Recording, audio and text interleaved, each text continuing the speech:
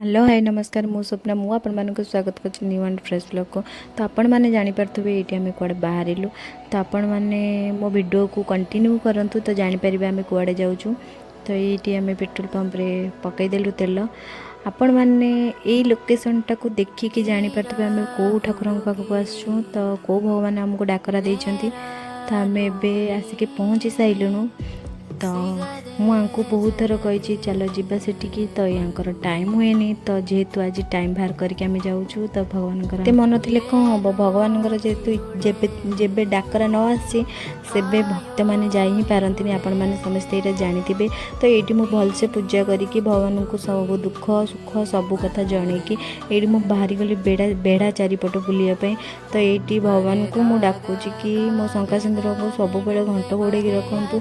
तो मु जहाँ भाभी ताठू मु अधिक पाई से बहुत भल। तो मो मन मो माने खुशी कथा से सब बेले चाहती। तो मु न कहले भी से सब मो खुशी चाहती। तो जानी दियंती तो भगवान तांको सब बेले खुशी रखू। तो तांको सद्बुद्धि देऊ देह पा सब ठीक ठाक रहू भगवान मुझे जनाऊँगी। तो आपण मैंने जो मैंने मो ब्लॉग को नुआ देखी लाइक शेयर सब्सक्राइब करने को जमा भूलें बेल आइकन को टिके बजाई देवे। तो आपण मैंने मो ब्लॉग पर जब ठाकुर का दर्शन करने को चाहते तो कर दिंतु आपण इच्छा मन इच्छा मागे दिंतु। तो मु भगवान को डाकुची आपणकर मनोकामना पूरण हम। ये आम गोटे मानसिक रखीचु कौन पर रखीचु कौन पर रखीचु। तो ये आम से नेक्स्ट ब्लॉग रे कहबू कौन पाई ये भगवान आम मानसिक रखीचु। तो ठाकुर ये मु बुली आसिकी तापर एबे आम बाहरिलु जेहेतु धबलेश्वर मेन हूँ झूला पल। तो ये आम टे देखापी पलि आइलु। तो ये बाट ना तो बाट बंद कर देइचंती सेपटे गोटे पोल कर न्यू पोल। तो सही पटे आम आइलु। तो ये जेहेतु पूर्वतन झूला पोल धबलेश्वर से आम टे बुलवा फटो फटो सुट करने आसीचु। तो ये आपण मैंने देखिपे माछ आम देखुचु। तो मु झूम करके देखा आपण मैंने देखु बहुत थकी जाइलु जेहेतु ये गोटे ठंडा आनिले। तो आम ये बसिकी टिके गपसप हो पीलु तो टाइम स्पेंड कलु। तो ये मैंने देखिपे मोर बहुत बोटिंग करने बहुत इच्छा है। तो ये कहले चलो बोटिंग करवा। तो भगवान मत एमती गोटे स्वामी देइचंती कि मु न कह पूर्वर मो मन कथा से सब जानी दियंती। तो तांकु सेतिपई सब भगवान भल रखंतु खुशी रखंतु। देखंतु सांग माने आमे एठी बोटिंग रो एंजॉय नउचु। तो आपण माने को माने धबलेश्वर जाके बोटिंग करचंती तो निश्चित कमेंट माध्यम रे जणेबे। जदि मो ब्लॉग टिकु कि नुआ देखुचंती देन प्लीज लाइक सब्सक्राइब करिवे जमा भूलिबेनी। तो ये देखि पारचंदी बहुत दुष्ट होची को कहूची कि मोर फटो सुट टिके नि। तो ये पानी हाथ पड़ाऊँगी सी मत कहते कुंभीर बाहर। तो बहुत डरा डरी करछंती। तो तापर भी मु मानुनी तांका कथा बहुत थकीगला टाइम हो जाइए आम ए खाइबापी। तो जेहेतु गोटे साढ़े गोटे पाखापाखि होगला। तो बुली बुली बहुत थका हो गलु गोटे रेस्टोरेंट बाट देखिलु।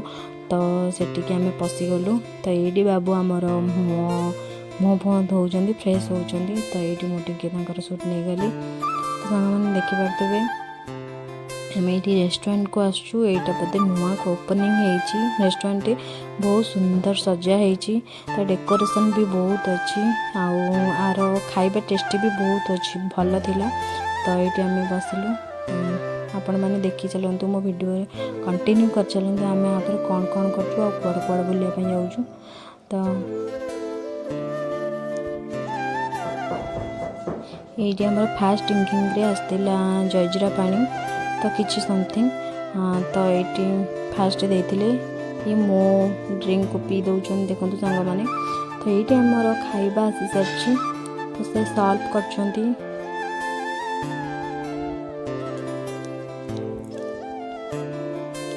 चलो आपण मैंने तो देख सारे आम खाई सारा पर कथा हवा।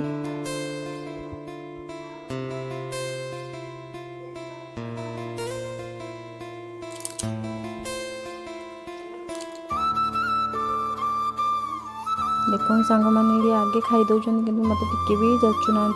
तो ये मु बाटर देखिली जामुकोली तो मोर बहुत फेवरेट जामुकोली ऑलमोस्ट फेवरेट। तो ये मुझे जिद्दी करके जामुकोली आनी जिद्दी कौन मुझे कहीदेली थे कि बाबा मुझे जामुकोली खाइबी बोली से कहले हो चल।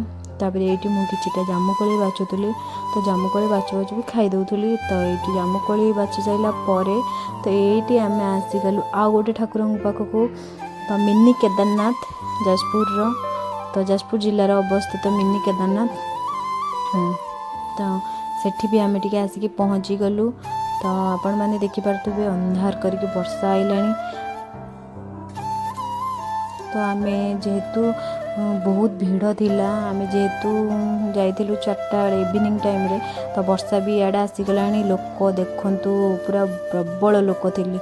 मिनी केदारनाथ होती भीड़ माँ आपण मैंने देखु ठाकुर को आपण मैंने यही ठाकुर को भी मो भिडियो माध्यम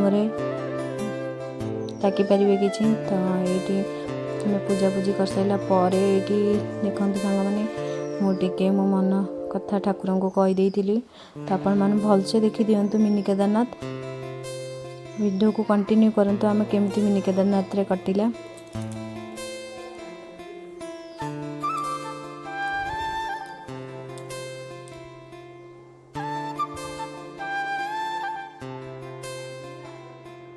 तो आपण मैंने देखिपे ये वर्षा भी जोर से आसला। तो वर्षा होगी छाड़ीगला। तो ये मुझे देखुची वर्षा पकाउची कि नहीं बिजुली बिजुली टिके मारुची।